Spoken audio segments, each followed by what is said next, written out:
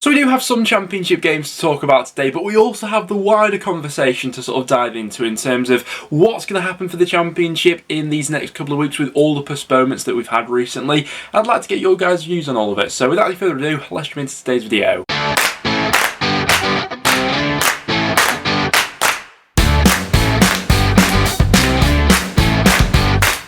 Guys, welcome back to another video on the channel. We have 6 championship games to go ahead and dive into and digest. We've also got a game going on tonight as well, which should be quite the interesting one actually. Fulham going up against Sheffield United. Very much looking forward to it. We'll have the updated standings of the Prediction League coming out later in the week, obviously with the game going on tonight still. If your team was in action over the weekend, make sure to get your thoughts in the comments down below. And if not, make sure to leave your thoughts on where you think football goes from here in the next few weeks, which we'll be diving into in the second half of this video. But without any further ado, let's first of all talk about all the matches that took place this weekend. And so starting out at Oakwell, where we had a goalless draw between Barnsley and West Brom. Valérien Ismaël's return to Oakwell didn't exactly go to plan, and once again quite the opportunity missed here for West Brom, particularly with Bournemouth losing this weekend.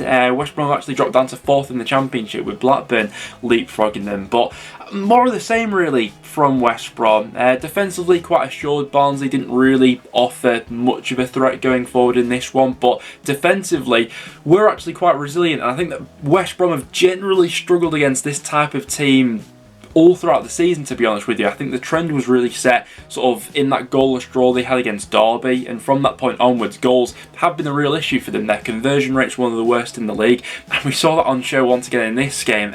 Some golden opportunities to take the lead in this one. If we're looking at the Jordan Hugill chance, the Kipri chance which comes off the post, Colin Grant towards the end rounding the keeper, and that one doesn't go in. Credit obviously has to be given to Barnsley in this situation. You know, they were putting bodies on the line, blocks, clearances. I thought that Helik was absolutely fantastic in that back line. He himself, I think, has had a string of really good performances for Barnsley recently, but a side like West Brom, going for automatic promotion, need to be winning a game like this. It's been the case in their last few matches where, you know, one goal has been enough for them, but even in that time they've, you know, been needing like 30 shots per game to just get that one goal.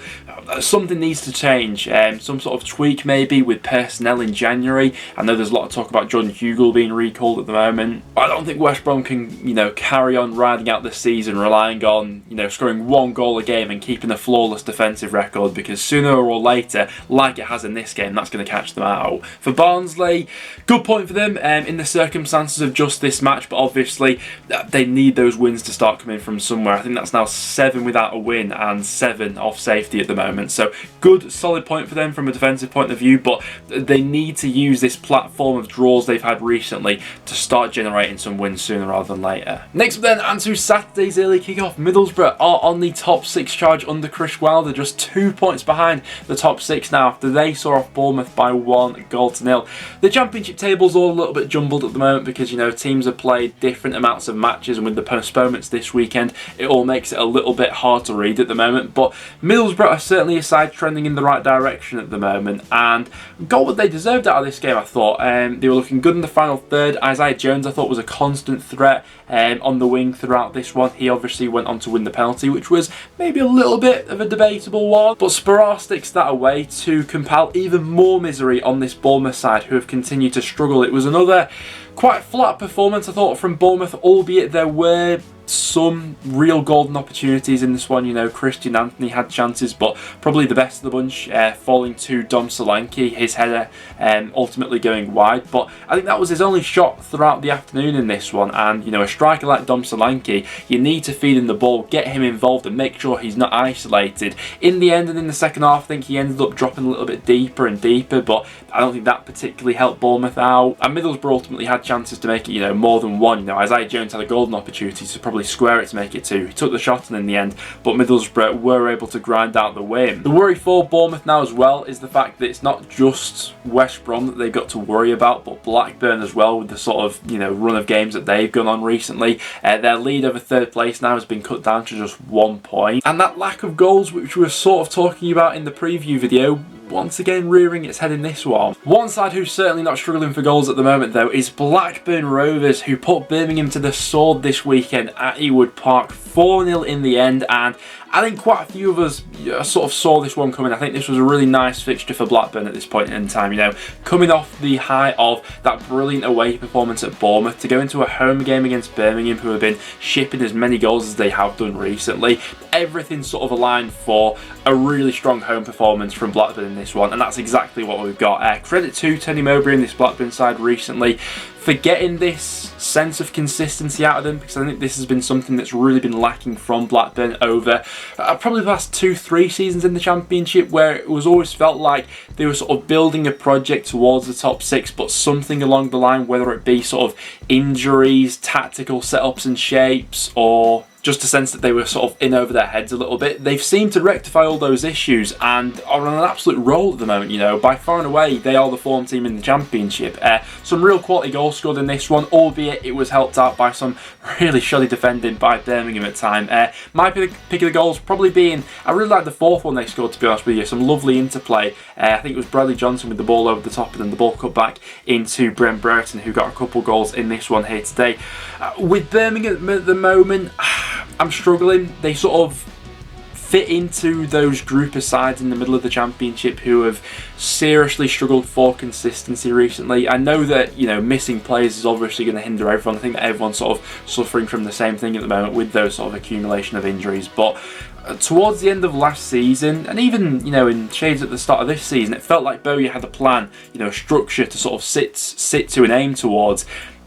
Lately, and the more I see of Birmingham, I'm not quite sure what that plan is. It seems to be dissolving in front of us. Defensive relapses have been all too common for Birmingham once again this season, and I sound like a broken record because I've been saying this about Birmingham for like 5 seasons in a row now, it seems. Every season seems to be like Groundhog Day for Birmingham, and that doesn't show any sort of signs of change, you know, going off this performance here. But credit to Blackburn, it now looks like they're in a race for the top 2. Next then, and to Bloomfield Road, where it was Blackpool getting back to winning ways with a 3-1 home victory over Peterborough. And Peterborough, I put my faith in them this weekend, and ultimately it seems to be Groundhog Day for Peterborough whenever they have an away day in the Championship. That's now another loss on the road for them, just 1 win away from home all season, and more of the same, to be honest with you. I really thought that Peterborough had started to turn the corner last weekend with that brilliant performance against Birmingham, but once again, and has been the case all too often for Peterborough so far this season, as soon as you crank up the pressure on that back line ever so slightly, the cracks are going to start to appear, and they got themselves into a brilliant leading position. Brilliant vision from Knight to pick out Dembele, brilliant bit of movement from him to get him behind the Blackpool back line, takes the ball around the goalkeeper, puts them 1-0 up, and at that point, you know, they've got themselves into a lead away from home. They're looking like they're in a good position, but as soon as Blackpool come back swinging, Peterborough don't have the answers to that. The equaliser was all about Bowler and his sort of technical ability down that right hand side. Couple Peterborough players around him, but he manages to wriggle himself out of that situation, puts it to Keshi Anderson on the plate in the end. He has it at 1-1 going into half time. Second half then, and it's 2 late goals which ultimately win this one for Blackpool. At 1-1 the game did seem to be in the balance, but once again with those creaks showing at the back for Peterborough, with the 3rd goal particularly. But Kerry and Yates wrapping this one up for Blackpool, who were in need of a win themselves, you know, with the run that they were going on. Goals especially had seriously dried up for Blackpool, so this one will be, you know, quite the confidence booster for them. But for Peterborough, we said after the Birmingham game, you know, they need to start building a little bit of consistency, and if they go into this game against Blackpool and lose it, it would sort of feel like that performance would have all been for nothing. And it sort of feels like that with Peterborough at the moment. It's just 1 step forward, 2 steps back for them. So yeah, very much back to the drawing board now for Peterborough, but for Blackpool, back to winning ways. Next then to Ashton Gate, and I've got to be totally honest, I wasn't expecting fireworks coming into this game, but ultimately we got a bit of a 5-goal thriller in this one. Huddersfield would have thought that things wouldn't have been their day for this one, with Andy Vyman putting Bristol City in front after just 2 minutes. Soon after that they have the penalty miss, but from then on, really, I thought this was a really good away performance from Huddersfield. They've sort of fallen into the category lately, Huddersfield, of starting to become a little bit, dare I say, predictable maybe with some of their performances, but this was a real callback to how they were, you know, maybe in the earlier days under Corberan. I thought their pressing game was really good for this one, playing the ball through the final thirds. Their wing backs really involved for this one as well. Harry Toffolo involved with setting up the first goal, Sorba Thomas with the next two. Danny Ward I thought was really good as well. He got an assist and obviously his goal as well to seal up the 3 points. Andy Vyman gets Bristol City a consolation goal later on. Semenyo with another assist as well, which is also worth mentioning. But overall quite disappointing from a defensive standpoint for Bristol City. From Huddersfield though, just what they were in need of, especially after some of their recent performances. And then there's our final game to talk over for the time being. We head to the City Ground. Nottingham Forest 2, Hull City 1. Quite a bit to unpack with this one, to be honest with you.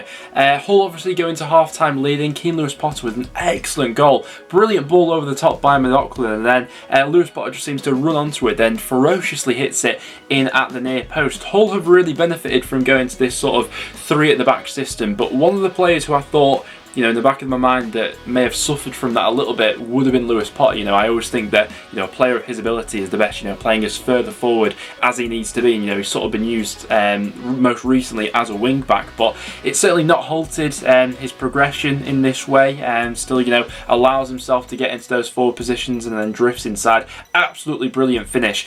Big momentum swing comes in the second half then, as Nottingham Forest are awarded quite a controversial penalty. I'd be keen to get your guys' views on this one in the comments down below, but if I was a Hull fan, I'd be pretty fuming that it was given against me. Alex Martin was causing a few problems for Hull in this game, but if anything, he seems to be the one to sort of kick Honeyman, who comes in with a bit of a lunging tackle. That's obviously then given us the penalty, and Lewis Grabban sticks it away. At that point, you know, quite the momentum shifter for the second half. Nottingham Forest start to feed on that a little bit, and Brennan Johnson goes away and sticks away the winner. Hull probably a little bit disappointed with the way that that goal came around as well. I think it was Dishon Bernard who sort of misjudged his header a little bit, got underneath the ball. It allowed Brennan Johnson to have time and space on the ball within the box, and then he obviously had time to execute the finish. But great win for Nottingham Forest, all things considered. You know, this was a Hull side who was on a good unbeaten run coming into this game, and similar to Middlesbrough, this new manager Bounce, you know, shows no signs of slowing down at the moment under Steve Cooper, does it? You know, under Chris Hughton, it always seemed to be the case that Forest needed to score that first goal, and, you know, if that wasn't the case, you could never see them getting back into a game.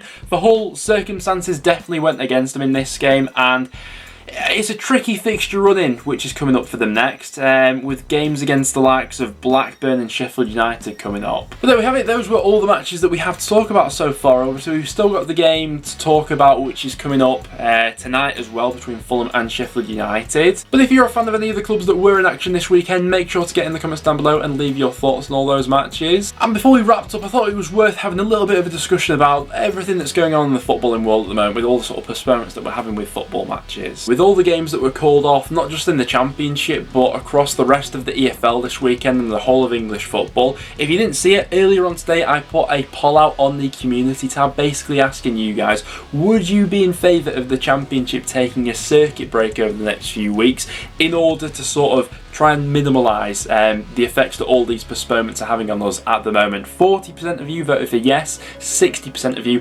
voted for no as of recording. If you didn't see the poll, make sure to head on over to the community tab and have your say on this one. But honestly, I think this is quite the complex issue where I can see both sides of this one. It's difficult because I think that if we get into a situation where, you know, several games every weekend, like 6 or 7 matches are being postponed, and we end up with, you know, a massive backlog of fixtures towards the end of the season for sort of certain clubs, do you at that point lose a bit of sporting integrity with how the league is going? I mean, the best example of this to use is Rotherham from last season. You know, they had a huge backlog of games towards the end of last season, which in the end probably influenced where they finished in the table. You know, loads of injuries accumulated. I think we got into a situation where it was like the last 5 or 6 weeks of the season and their schedule was just absolutely relentless because there was no other time to fit in the games that had previously been postponed for them because they've had so many COVID outbreaks in the past. You also get into a situation where, you know, squads are going to be diminished even in the games where matches are, you know, taking place and things like that, and it's not, you know, the full package, the full spectacle that we expect at the moment. Having said that, it's also worth noting that, you know, having a circuit break at this point in the season is no guarantee of things actually going ahead and improving, and we could end up being in a situation where, you know, we end up taking a circuit break,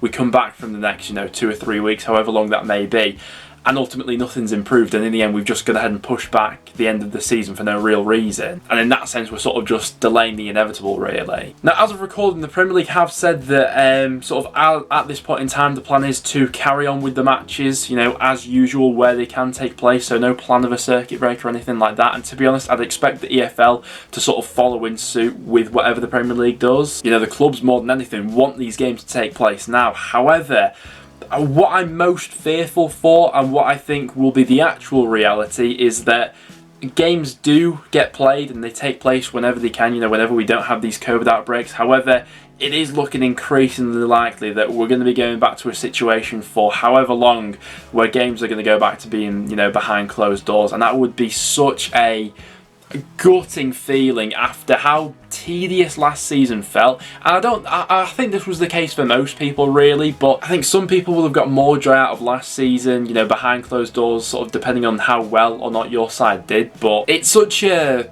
like watered down version of the sport that we all love, to a point where it almost doesn't even feel like football anymore. So going back to behind closed doors would be an absolute gut punch after last season, but at the moment it seems like that is going to be, you know, more than likely, and that's not even, you know, a case of, you know, clubs going ahead and imposing that. That's going to be a government thing. But I welcome all your guys' thoughts on this one in the comments down below. It is quite a complex issue with, you know, a lot of different factors to take into consideration. I think some of my favourite memories of going to football over the years have been, you know, around Christmas time. I think it's an absolutely brilliant period for football, with just how relentless it can be, you know, matches taking place all the time, you know, travelling up and down the country around this sort of time, following your club and things like that. It'll be absolutely gutting if that's taken away from us this Christmas. But yeah, I welcome all your guys' thoughts on this one in the comments down below. That will wrap it up for today's video though, guys. Thank you very much for going ahead and tuning in. If you did go on to enjoy, do leave a like and do subscribe for some regular Championship content. Apart from that though, guys, thanks for watching, and I'll see you all in the next one.